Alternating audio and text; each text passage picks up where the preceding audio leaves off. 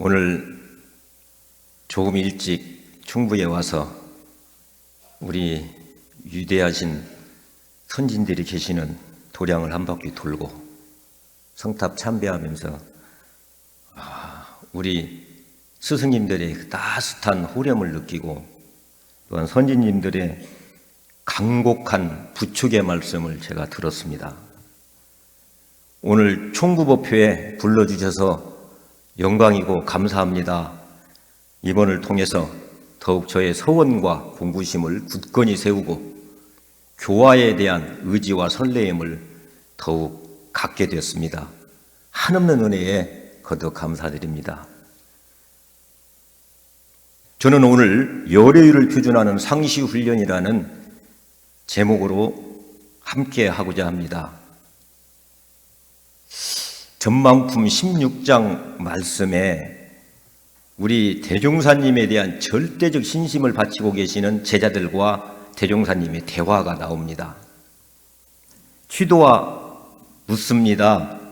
이 세상의 미륵불의 출세와 용화의상의 건설을 목마르게 기다리는 사람들이 많은데 미륵불은 어떠한 부처님이시고 용화의상은 어떠한 회상입니까? 이렇게 묻습니다.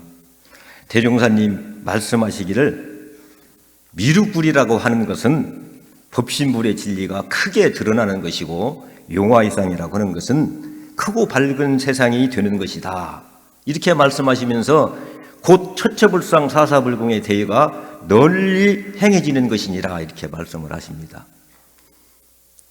옆에 있던 장족조가 묻습니다. 그러하오면 어느 때 그러한 세계가 돌아오나니까 하니까 대종사님 말씀하시기를 지금 차차 되고 있나이다 이렇게 말씀하십니다. 그 옆에 있었던 정세월이 안타까운 표정을 지으면서 제 생각에 그래요. 그래도 그 미륵불의 용화유상의 첫 주인이 있지 않겠나이까 이렇게 묻습니다. 대종사님 말씀하십니다. 하나하나 먼저 깨치는 사람이 주인이 되나니라. 저는 이 전만풍 16장을 보면서 절대적인 신성을 바치는 우리 제자들의 그 심정도 이해가 되면서 대종사님의 위대성 그리고 대종사님의 일대 경륜을 저는 느꼈어요. 아마 이 제자들은 그래 내가 미륵불이다 라는 대답을 기대하면서 그리고 그렇게 말씀해 주셨으면 좋겠는데 그 말씀을 안 하시고 하나하나 먼저 깨치는 사람이 주인이다. 이 대목에 저는 복받치는 감격을 느낍니다. 우리 대종사님의 일대 경륜은 우리들을 당신의 참 세속말로 종을 만들기 위해서 오신 게 아니라 당신과 똑같은 부처를 만들기 위해서 우리한테 오셨습니다. 대종사님은 우리 모두를 부처로 인도해서 우리 교상을 천년의 만보살의 용화의상으로 만들자고 하는 것이 우리 대종사님의 일대 경륜이라는 거죠. 이건 종교사적으로 그리고 어떤 회상에서도 찾아볼 수 없는 가슴 복받치는 우리 대종사님의 일대 경륜이에요. 그러면 우리가 부처를 어떻게 이룰 것인가? 우리는 특별한 공동체, 수행 공동체를 만들지 않으셨어요. 이게 대종사님의 위대한 도전이라고 나는 생각을 합니다. 삶 속에서 3대력을 길러서 열애가 되자고 그런 것이 대종사님의 교법입니다. 제가 대종사님의 그 경륜의 자취를 쫓아보면서 대종사님이 대가 가시고 이 회상을 펴시는 과정을 쭉 공부를 해봤어요. 우리 원기 9년에 우리 불법연구의 이 회상을 펴시면서 그 불법연구의 귀하게 공식적으로 출판에 문자로 내놓은 최초의 교리가 나옵니다. 그 교리가 뭐냐면 상강령 8조목, 30계문 솔성요론, 고락의 본문, 그리고 지금으로 말하면 상시훈련법입니다. 이게 대종사님의 원시 가르침, 에센스라고 저는 생각을 합니다. 그러면서 원기 10년도에 이 상시훈련을 잘하기 위한 방법을 알려주는 11과목을 바탕으로 한 정기훈련법을 발표하십니다. 그리고 그해 바로 삶 속에서 이 사막 공부를 점검하기 위해서 상력고시법을 또 발표하십니다. 그리고 바로 이어서 학위등급법, 이 결과물을 가지고 공부의 등급을 매기는 학위등급법, 지금은 법위등급이죠. 그리고 원기 16년에 통치법을 내놓고 있어요. 이 단을 만드시면서 바로 단원들은 모두 다 삶 속에서 상시훈련을 하게끔 하시고 단장은 매달 그 상시훈련을 점검하게 만드셨어요. 그리고 일기법을 발표하셔서 그것을 세세하게 점검하고 그것을 또한 법의사정에 반영하게 하셨습니다. 이것을 잘 정리해서 묶어놓은 것이 바로 우리의 수행편입니다. 이게 바로 대종사님이 우리를 삶 속에서 부처를 이루는 위대하신 교법이 아닌가 저는 생각이 듭니다.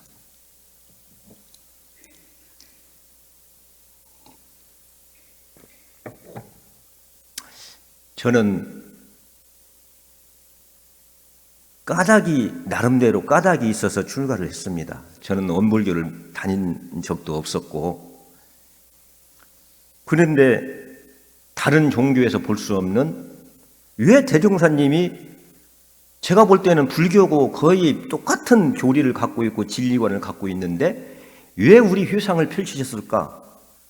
말할 것도 없이 지금 제가 이 말씀드린, 대종사님은 이걸 다 법으로 제정하시면서 이걸 교법으로 만드셔서 이대로만 하면 바로 부처가 될 수 있는 길을 내놓으셨다고 당신이 자신하고 계십니다.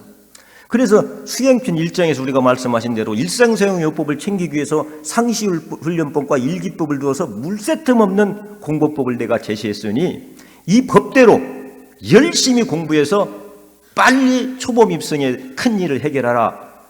그리고 더 놀라운 말씀이 계셔요. 선의록에 내 법대로 내 말대로만 하면은 예전에 상근기가 100년 할 것을 내가 시키는 대로만 하면 1년 내지 2년만 닦으면은 확실한 공유를 얻는다. 저는 그것을 지금도 믿고 있고 이 상시훈련 공부를 하면서 가슴이 몽골몽골해요. 그렇지. 예. 그러면 우리 대종사님이 우리한테 원하시고 우리가 되기를 바라는 이 열애는 어떠한 열애인가? 말할 것도 없이 우리 법위등급 마지막 정전 마지막 장 열애 입장에 대강열애 위에 딱 밝혀놓고 계십니다. 동하에도 분별의 착이 없고 정하에도 분별이 절도에 맞는다. 어떠한 경계 속에서도 경계가 있을 때나 없을 때나 동정 간에 항상 여여한 그 자리, 공정영계 자성 자리를 떠나지 않는 그 일심정력의 힘을 가지야 한다. 또한 천만방편으로 수기용변하여 일체 중생을 다 제도하는 그 만능과 만덕을 겸비한, 이 말은 뭐냐면 어떠한 경계 속에서도 역경난경 그리고 아무리 안울한 암담한 경계 속에서도 항상 은혜의 소종례를 발견해가지고 은혜를 놔두셔서 지금 계시는 곳을 낙원으로 만들 수 있는 그러한 천만방편을 놔둘 수 있는 그러한 부처님이 바로 우리가 대종사님이 내놓으신 대강열애입니다. 사실은 제가 이제 우리 대종사님의 경륜을 쫓으면서 우리가 다 알다시피 이 구간도실을 지으면서 그 최초의 우리 교명이라고도 하고 그 구간도실의 5호가 참 정말 가슴이 와 닿습니다. 대명국 영성소 좌우통달 만물건판 양생소. 대명국 영성소, 크고 밝은 영성의 보금자리, 크고 밝은 영성, 이 하나의 마음자리를 양성하는 곳이다. 키우는 곳이다. 그래서 뭐 하자는 거냐? 좌우통달 모든 분별과 주의와 사상과 차별을 초월해서 이 세상의 모든 존재에 존재 의미를 부여해 주셔서 다 그 의미롭게 다 민들레는 민들레대로 양원석이는 양원석이대로 다 살려내는 그곳이 바로 이곳이다. 그러면서 또한 제가 불법연구의 귀학 그 표지에 보니까 휴초에 그 표어가 나오더라고요. 분리자성활 공 응용무념할 덕이라. 그러니까 항상 어떠한 경계 속에서도 어떠한 경우에도 이 하나짜리 공정경제 자성짜리를 떠나지 않는 것이 공부라고 하는 것이다. 그러면 그거 가지고 뭐 하자는 거냐? 내가 경계를 만나서 육군을 사용할 때 한없는 상없는 은혜를 나누는 것이 그게 바로 덕이다. 바로 대종사님은 이 회상을 준비하시면서부터 우리를 열애로 인도하시는 그 진리의 바탕은 공부줄을 딱 정리하셨던 거예요.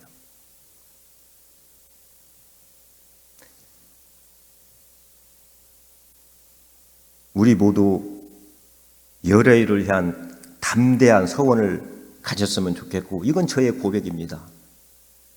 우리가 가끔 저번 전산 종국사님 때 제가 문답감정으로 한번 갔다가 저는 자신 있게 이렇게 말을 했어요. 그때는 제가 강원교구에 있었어요. 강원교구에서는 열애유가 아니라 출가율을 표준하는 상시훈련을 이렇게 합니다. 자랑스럽게 얘기를 했어요. 전 칭찬받을 줄 알았어요. 우리 상사님이 말씀하시기를, 우리 전라도 표준말로 왜 밑간짓을 하는가? 왜 미친 짓을 하는가? 아니 왜 출가율을 표준하는 상시훈련을 해요? 할 바에는 그냥 열애율을 표준하는 상시훈련을 해. 제가 깜짝 놀랐습니다. 제가 현해상을 갖고 있었던 거죠. 나는 이제 겨우 그 항마도 나는 나한테 벅찬 일인데 내가 어찌 열애율을 표준해서 공부를 하냔 말이오. 제가 그때 깊이 참여를 했어요. 이건 대종사님께 이건 효하는 것이 아니에요. 불효하는 거예요. 이 대종사님의 가르침을 따르는 우리 원불교 교도들은 출가이든 항마이든 고통급이든 특신급이든 공부의 표준은 뭐예요? 열애율이라는 거죠. 열애율. 그리고 열애율을 되게끔 아주 그냥 잘 교법을 만들어 놓으셨어요. 이대로만 하면 어쩝니까? 상경계가 100년 할 것을 여기에서는 1, 2년만 하면 그냥 세속말도 가리가 난다 이 말이에요. 설레입니다. 설레요.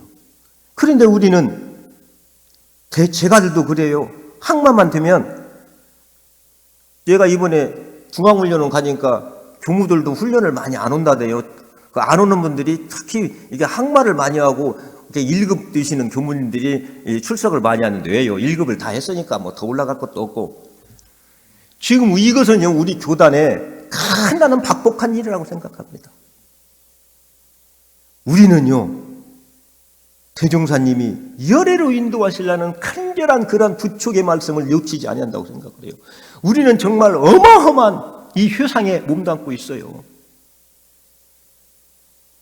대종사님의 교법에 감사하고 우리의 서원을 다짐하는 찬송의 축복의 박수를 한번 쳤으면 좋겠습니다.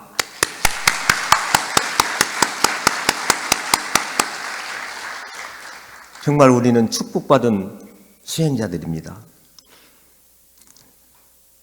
내가 믿는 만큼 우리는 경험하게 됩니다.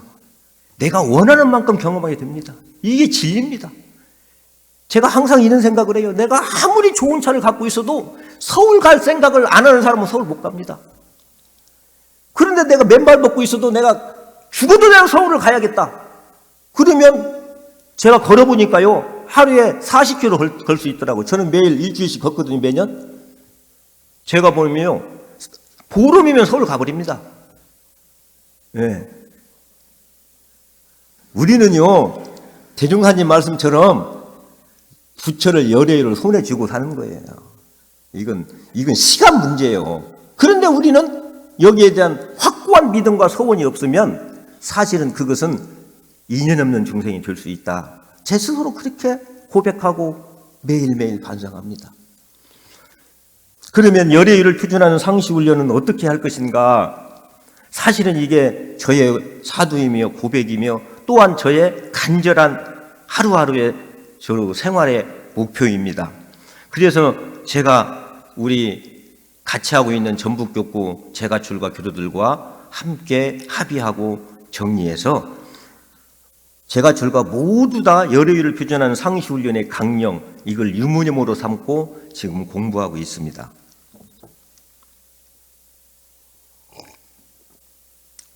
그래서 제가 전북교구 모든 기관 교당에 앞에다가 이 프랭카드를 걸으라고 했어요. 지금 여기에서 항상 자성반조해서 마음의 자유를 얻고, 지금 여기에서 항상 감사불공으로 삼회 복락을 얻자. 이게 우리 지금 전북교구의 모든 교도의 공부 표준이며 공동 유념권입니다. 그러면 자성반조를 어떻게 해야 할 것인가? 사실은 여기 계시는 분들은 다 알고 계시지만 저희들 공부하는 입장에서 한번 말씀을 한번 드리고 싶습니다. 자성반조는 말 그대로 우리의 자성자리를 밝혀서 바깥 경계에 흔들림 없는 일심정력을 갖추자는 거예요. 그런데 이 자성반조 공부를 하려면 저는 이렇게 생각하면 두 가지 공부가 전제되어야 한다고 봅니다. 이건 생각으로 되는 것도 아니고 마음의 심력이 없으면 이 자성반조가 안 됩니다. 그래서 첫 번째 공부가 뭐냐면 알아차린 나를 확보하는 거예요. 그러니까 우리는 경계를 만나면 경계에 마음이 쫓아가게 되어 있습니다. 그리고 경계를 판단하고 거기 집착하고 또 거기에 마음이 가게 되어 있어요. 촉수, 예취, 유가 바로 따라나서 일어나게 됩니다. 그래서 경계에 쫓아가는 마음을 알아차리고 그것을 다루는 주체인 이 자각식, 내 마음을 알아차리고 다루는 이 알아차린 나를 확보하지 않고는 내면의 세계로 돌아갈 수가 없습니다. 그래서 우리가 지금 무시선법에도 나오고 수심정경에도 나오는 우리 스승님들의 가르침 속에 바로 이제 이 단계가 집심, 관심, 무심의 단계인데, 적어도 관심 단계 이상의 알아차린 나를 확보하지 않고는 내면으로 휴양이 안 됩니다. 경계에 끌려가는 마음이 있어서 가지고는 내 마음을 돌려서 내 마음을 비추는 휴강이 안 됩니다. 사실 그렇습니다. 그래서 어떤 경계를 만나더라도 마음의 일어남으로부터 자유스러워 그것을 그냥 바라볼 수 있는 그 힘이 아니고는 바로 휴광반조, 휴강이 안 됩니다. 그래서 이 알아차린 나를 관심 이상의 정도로 확보하는 공부는 이건 전제되는 공부입니다. 이것은 빨리 우리가 알아차리는 것을 24시간 놓치지 않는 그 힘을 갖추는 게 중요합니다. 그것도 관심 이상에. 그래서 관심 이상이 돼서 내 마음을 내 마음대로 내 마음을 비춰 휴강해서 비칠 수 있을 때, 그때 이제 우리가 언필칭 말하는 밝음이 나타나기 시작합니다. 집심 단계에서는 밝음이 나타나지가 않아요. 그래서 내가 내 마음을 비치는 그 알아차린 힘이 있을 때 비로소 밝음이 나타나기 시작합니다. 자성의 해강이 시작되게 된다는 거죠. 이게 첫 번째 공부. 두 번째는 말할 것도 없이 내가 마음을 주할 그 공정인기의 자성자리, 여여자연한 근래 본래 마음자리를 확실히 우리가 대중잡아야 합니다. 이것 보고 수양의 표본을 잡았다고 하는 거죠. 그리고 이것을 견성이라고 합니다. 초견성이라고 하지요. 해오라고 합니다. 이 두 가지 공부가 전제되지 않으면 자성반조가 안 됩니다. 그래서 이 두 가지 공부에 대해서 우리는 지금 열심히 지금 힘쓰고 있습니다.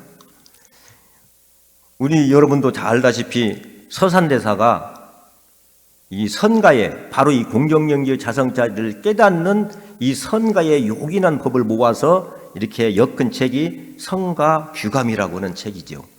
그것이 81장으로 되어 있는데 제가 그 공부를 지금 몇 번 책을 너무 좋아요. 그 책이 그 선가의 요지가 잘 나타나서, 그래서 1장을 보니까 이 자성에는 어떤 것인가 이걸 밝히고 계셔요. 1장이 여러분도 다 알다시피 유일물어차하니 한 물건이 여기에 있으니, 여기에 한 물건이, 지금 우리가 한 물건을 항상 지금 여기에 있습니다. 그런데 그 마음은 종래 이래로 소소영령해, 그건 본래부터 한없이 받고 신령스러운 거예요. 그러니까 제 말을 듣고 지금 고개를 끄덕까시는 거 바로 그거지요. 있어요. 근데 그 자리는 어떤 자리나 부중멸이요. 나는 것도 아니고 죽는 것도 아니에요. 명부득 상부득이도다. 이름할 수도 없고 오양을 어떻게 그려낼 수도 없는 것이다. 이렇게 이제 1장이 시작되고 80장까지 이제 그 내용에 대해서 이 자리를 체득하는 방법에 대해서 요긴한 본문을 쫙 말씀하십니다. 근데 81장 마지막 장에 결론을 이렇게 내고 계시는데 참 정말 참 신광불매하야. 이 자리는 어쩌냐 아까 말대로 신령스럽게 밝아서 어둡지 않아. 그래가지고 망구의 휴유에 망고에 환히 비추고 있어. 빛나고 있어. 이 자리는. 그러면서 뭐라고 하시냐면 이게 아마 여러분들 절에 가면은 일지문에 걸려있는 주전에 이게 걸려있어요. 입차문 내에 막존지혜다. 바로 이 문에 들어가려면 이 문은 뭐냐면 바로 나의 본래 자성자리, 여여한 이 나의 본래 마음자리, 공정영지 자성자리에 들어가려면 막존지혜 버려라, 놓아라. 네가 갖고 있는 아르마리를. 이건 바로 우리가 말하는 나의 에고를 말합니다. 경험식. 내가 보고 듣고 배우기 위해서 아는 것과 하고자 하는 그거. 이것 보고 업장이라고 하고 업식이라고 합니다. 이것을 놓아라. 그런데 이 업식은 언제 나타나냐? 경계에 따라 나타나는 거잖아요. 경계에 따라 뭘 보면 판단하고 거기에 대한 뭐 하고 싶고 갖고 싶고 이게 나타나는 거죠. 그러니까 공부는 자성반조는 언제 하느냐? 지금 여기 하는 거예요. 나는 지금 여기만 존재하기 때문에 나의 자성자리는 작용은 지금 여기에서만 존재하기 때문에 그러니까 우리가 경계에서 뭔가 마음이 일어나면 알아차리면 어떻습니까? 휴광이 되면은 그냥 없어지게 돼 있어요. 우리가 다 경험하고 있잖아요. 그것과 우리가 상대를 하거나 그것과 무언가 거래를 하게 되면 백전백패입니다. 이건. 왜? 나의 업신이건 IQ가 무한대요. 절대 이길 수가 없어요. 그러니까 알아차리기만 하면 돼. 근데 그 알아차리기만 하는 힘이 뭐예요? 그게 관심 이상의 알아차린 힘이 있어야한다는 거예요. 그리고는 어찌입니까? 알아차리는 그놈이 사실은 더 도둑놈이에요. 그 속에 내가 알아차리지 못한 업식이 우리 전라도 말로 범벅돼 있어. 그 속에. 그러니까 이 알아차린 그놈마저도 놓으려면 어쩌냐 아까 말한 대로 공정영지의 자성자리를 신에 수지 않고는 내가 그 자리에 꼭 들어가야겠다. 근데 여기에는 역설이요. 들어가야겠다는 나가 아니에요. 여기서는. 그러니까 제가 보니까 우리 보주 스님도 이 말을 하시더라고요. 단지 불의하면 즉시 견성이다. 이 말 나오더라고요. 수심길에. 그러니까 뭐냐면 내가 나의 자성자리를 이 자성자리는 어떤 자리예요? 불가득의 존재야. 내가 인식할 수 없는 대상이 아니에요. 내가 소유할 수 있는 게 아니에요. 그 말은 뭐야? 그 말입니다. 다만 알아라. 그 자리를 알 수 없다라는 것을 알면 이건 내가 알 수 없다는 말이 아닙니다. 이것은 다른 말로 알려고 하는 그놈, 뭔가를 추구하고 있는 그놈을 놓아버리면 그냥 지금 이렇게 내 소리를 듣고 있고 뭔가 느끼고 있고 하는 그거 그대로 거기에 뭔가 추구심이 있어. 뭔가를 원하는 게 있어. 이것만 놓아버리면 그것이 바로 견성이다. 그런데 여기에도 바로 입자문내의 막존지에 그래서 우리가 자성반자고 하는 것은 뭔가를 얻는 게 아니라 본래 품소되어 있는 신령스럽게 알고 있는 그놈만 발현시키면 되는데 그 요법이 뭐느냐? 그걸 가리고 있는 나의 분별 주착심만 알아차리기만 하면 된다는 거예요. 알아차리고 놓아버리면 관습 안 해버리면. 그런데 이 공부가 참으로 재밌어요. 그래서 대종사님이 견성한다는 것은 누워서 떡 먹기보다 쉽다라고 하는 것이 참 유람독에도 이해가 되고 가슴이 뭉글뭉글해요. 그래서 이 견성 공부나 이 자성 공부, 이 여여한 열의 자리를 체득하는 공부는 산속에 들어가서 다리 꼬고 하는 게 아니라 지금 여기에서 일이 있으나 없을 때 하라는 대종사님의 그 간곡한 부축의 말씀이 가슴 떨리게 다가오는 거예요. 그러면 두 번째는 뭐냐? 그러나 우리는 항상 어째요? 나라는 존재를 갖고 살잖아요. 그러면 상대를 갖고 사는 거죠. 그 말은 뭐냐면 우주만유의 본원인 창조주 하나님 법신불의 영향 속에서 바로 인과보응의 유력 속에서 우리는 살 수밖에 없어요. 그래서 인과보응 유력 속에서 우리가 경계를 만났을 때 어떠한 관계를 맺고 어떻게 취사를 할 것이냐, 이건 또한 대종사님이 중시한 인생길의 중요한 공부길로 인과보응의 신학문을 제시해 줬어요. 이 감사불공도 그냥 감사불공 해야지 그렇게 될 일이 아니더라고요. 이것도 전제되는 공부가 있더라고요. 첫째는 아까 만든 알아차린 나를 놓치지 않는 거예요. 이것도 어떤 경계가 닥쳐도 거기에 휩쓸리지 않는 힘을 기르는 건 이건 전제되는 거예요. 자, 두 번째, 이건 믿음의 문제인데요.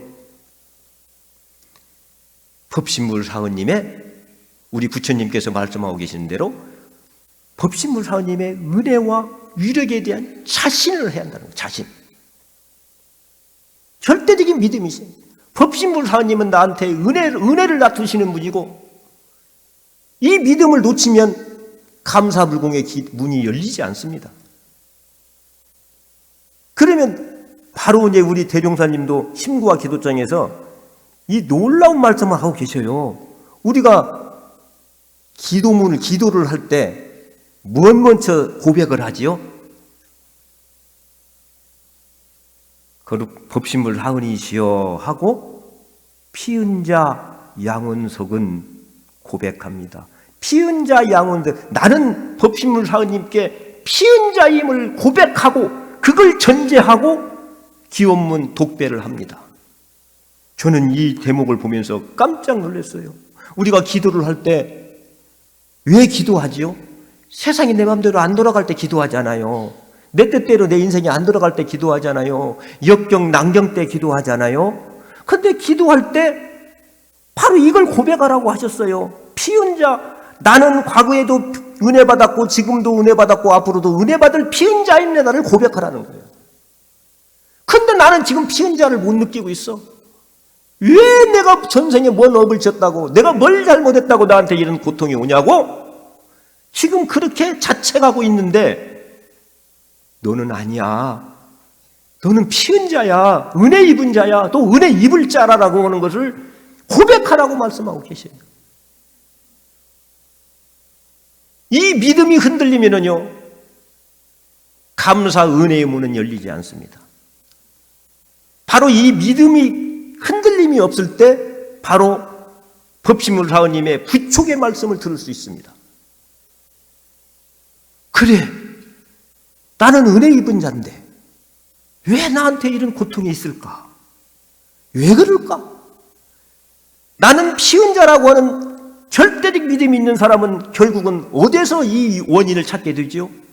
그래, 혹시 나는 피은 자인데 왜 이 은혜를 못 느끼고 있지? 그러죠. 이때도 바로 알아차림을 통한 휴양이 시작되는 거예요. 내 안으로부터 내가 은혜를 못 느끼는 내 안경을 발견할 수 있어요. 그러니까 내가 빨간 안경을 쓰고 있으니까 세상이 다 빨갛게 보이는 거예요. 빨간 안경을 벗지 않고는 모든 은혜의 수동자를 발견할 수는 없습니다. 그러니 내가 피은 자라고 하는 절대적 믿음이 있을 때 법신물 사원님의 부촉의 소리를 들을 수 있어요. 그래서 법신물 사원님은 심판자가 아니라, 나를 심판하는 그런 존재가 아니라, 어떠한 경우에도 승경, 역경, 난경 어떠한 경우에도 나를 은혜로 인도하시는 은혜의 관계이시다. 그래서 지금 여기에는 항상 은혜와 부촉의 말씀이 같이 있습니다.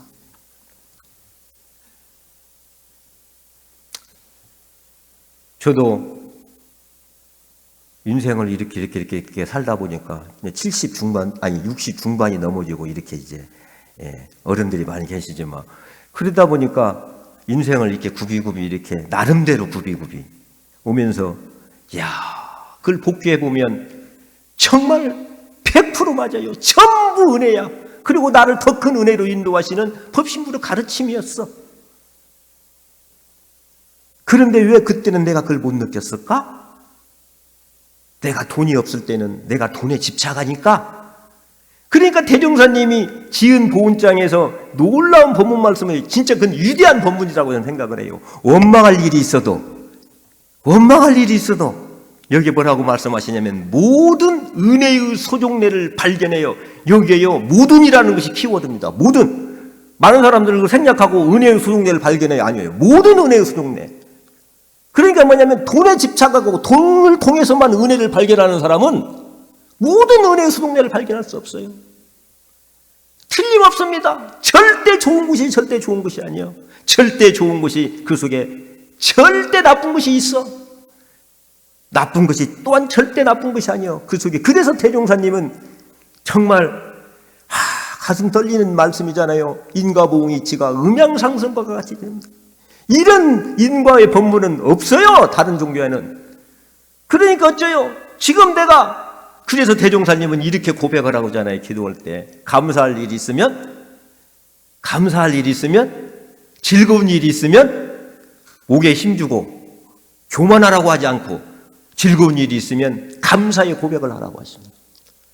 괴로운 일이 있으면 원망하지 말고 사죄의 고백을 하라. 결정할 일이 있으면 네가 결정하지 말고 네가 결정하고 싶은 그 욕심을 놓고 법신물의 구촉의 말씀을 들어라.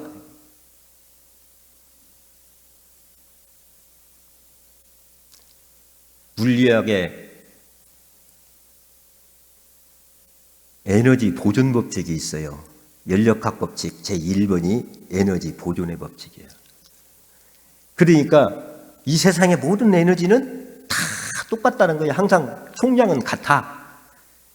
그런데 뭔가를 규정하게 되면 엔트로피 법칙에 의해서 그 에너지는 활용도가 줄어들면서 이제 생로병사가 있어지만 그 은혜가 딴 데로 간 거예요. 내가 거기에 규정하니까 그 에너지가 다른 데로, 은혜가 딴 데로 간 것을, 딴 데에 있는 걸 모르는 거예요. 그러니까 돈을 벌 때는 돈을 버는 은혜가 있지만 돈을 버는 그 속에 돈을 통해서 나한테 괴로움이 있는 그것과 같이 오는 거예요. 돈이 나갈 때는 나가는 괴로움만 있는 게 아니라 나감으로 인해서 또 다른 은혜가 나한테 오고 있어요. 이게 법신물의 유력이에요. 이게 인과의 작용이에요. 근데 우리는 돈에 집착하니까, 나의 주견에 집착하니까 이 속에, 나의 삶 속에 가득 차 있는 한없는 법신물의 은혜를 느끼지 못하고 알 수가 없는 거예요. 그래서 모든 은혜의 소동례를 발견하는 눈을 우리한테 주셨습니다. 우리 대종사님의 가르침은. 그래서 어쩌냐, 거기에 따라서 그 경계의 특성에 따라서, 그러니까 뭐냐면 이 모든 은혜의 소동례를 발견해서 법신불을, 창조주 하나님 법신불의 인과의 부촉의 말씀을 듣는 사람은 은혜 소동례를 그래서 자기로부터 찾아요. 자기로부터. 틀림없습니다. 그래가지고 어쩌니까 경계의 특성에 맞게 심신을 작용합니다. 제가 우리 교학과 다닐 때 그때 집집 방마다 이 나를 키우는 게 이게 아주 유행이었었어요. 우리 기숙사 살 때 가지고 저도 이제 저기 선운사 그 뒷산에 가보면 그때 자연 난이 막 엄청 많아가지고 우리들이 막 떼지어서 가가지고 지금 같으면 깜빵 갈 일이요. 가지고 그 난 캐가지고 막 다 만들어서 총부 어른들께도 드리고 해가지고 그렇게 그때 춘난을 다 키웠었어요. 그런데 저는 난만 키우면 난이 죽어. 옆 사람은 난을 잘 키우는데 제가요, 난의 특성을 몰랐어. 나는 물을 별로 안 좋아한대요. 그래가지고 그 화분 만들 때도 그 모래를 많이 하고 이렇게 해서 이렇게 물 잘 빠지는 것으로 이렇게 화분을 만들고 물도 한번 쫙 접시에 갖다가 딱 놓아두고 보름이고 한 달이고 녹아줘야 하는데 나는 매일 물 줬던 거예요, 거기다. 그러니까 그 난 뿌리가 다 썩어버렸어. 나는 난한테 불공한다고 물이 좋아할 줄 알고 내 맘대로 물을 많이 준 거예요. 그냥 난이 죽어버리더라고. 이건 불공이 아니라는 거죠. 그러니까 내가 불공의 대상의 특성에 따라서 내 심신작용을 해야 한다는 거죠.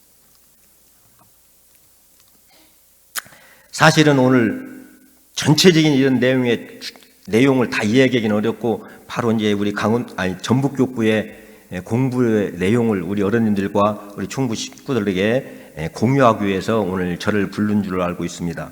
그래서 이 두 가지 공부, 언필증 세 가지죠. 이 세 가지 두 가지를 하나로 말을 한다고 한다면 바로 고락의 본문에도 나오지만 상시홍용 주의사항 1조 응용하는데 온전한 생각으로 취사하기를 주의할 것이요. 이게 상시훈련의 강령이 됩니다. 그래서 제가 아까 말씀하신 대로 불법연구의 규약에 나오는 고락의 본문에 지금 원문과 똑같습니다. 거의 토시도 하나 안 틀리고 똑같습니다. 지금 그 고락의 본문은. 그래서 이 정당한 고락으로 영원한 세월을 한결같이 보내고 부정당한 고락이 영원히 오지 않게 하기 위해서 행주자와 어묵 동정 간에 응용하는데 온전한 생각으로 취사하기를 주의할 것이니라 라고 고락에, 사실은 그때 이 고락, 이고등락의 그 고락의 본문이 나는 그때는 우리 회상의 개교의 동기처럼 느꼈어요. 그런데 그 일조가, 아니 그 대목이 토시도 하나 안 틀리고 상시응용 주의사항 1조로 그대로 갑니다. 응용하는데 내가 경계를 만나서 육군을 사용할 때 온전한 정신을 챙겨서 생각을, 대수의 위치를 분석하고 거기에서 시비애를 판단해서 거기에 판단된 것을 실행하라. 그런데 제가 여기에서요, 생각이라는 것, 대소유무의 이치를 분석해서, 그래서 시비애를 판단하는 것이 뭘까? 바로 이거더라고요. 우주의 입법, 그리고 나의 욕구, 사고, 감정을 대비해서 은혜의 수동내를 발견하라는 말씀이더라고요, 이게. 그리고 이게 치사라고 하는 것은 그래서 거기에 발견된 은혜의 수동내를 내가 먼저 내 심신작용을 통해서 감사불공, 하라고 하는 것이 바로 취사라는 말씀과 똑같다는 것을 저는 알게 됐어요. 그래서 이 상시홍용 주의사항 1조에 나오는 응용하는데 온전한 생각으로 취사하기를 주의할 것이요. 이것은 신학문과 수행을 통칭하는 바로 상시훈련의 강령이 되겠다라는 생각을 해봅니다. 그래서 저희 전북교구에서는 이 상시훈련 주의사항 6조를 삶 속에서 정착시키기 위해서 상시훈련 전 교도들한테 지금 이 공부를 하고, 그 다음에 이제 지구나 교당이나 또 그걸 못하면 교구에서 이 상시훈련방을 운영합니다. 그래서 아침 좌선부터 연불까지 하루 일상을 주관합니다. 그래서 거기에 줌으로 참석해서 같이 아침 좌선부터 저녁 연불일까지 같이 하고 있습니다.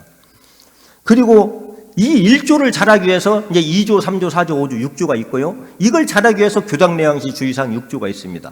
또 이걸 잘하기 위해서, 이 상시훈련을 잘하기 위해서 11과목 정기훈련법이 있습니다.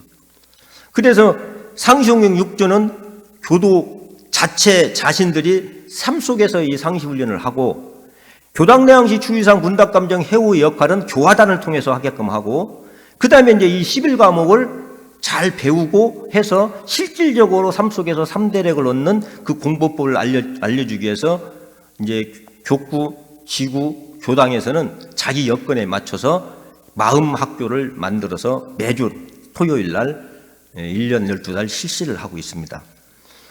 저는 오늘 많은 스승님들과 앞에, 그리고 우리 교학과 대학원 우리 후배들과 함께 더불어 이 상시 훈련의 중요성을 같이 공유하고 있다는데 가슴이 설레입니다. 대종사님의 일대 경륜인 이 상시 훈련을 통해서 우리의 엄불교의 부처님은 대종사님이 딱 정하셨어요. 우리 부처님은요, 불교 부처님하고 경향적 차이가 있잖아요. 우리 부처님은 마음의 3대력을 가지고 부처님을 정의하고 계셔요. 그래서 상시훈련을 통해서 이 마음의 3대력을 얻어서 우리 모두 열애가 되는 그러한 교화 현장이 될 수 있도록 성심성의 다하고, 또 어른님들의 부축의 강곡한 부축의 말씀을 꼭 실현하기 위해서 최선의 노력을 다하겠습니다. 한없는 은혜에 거듭 감사드립니다. 감사합니다.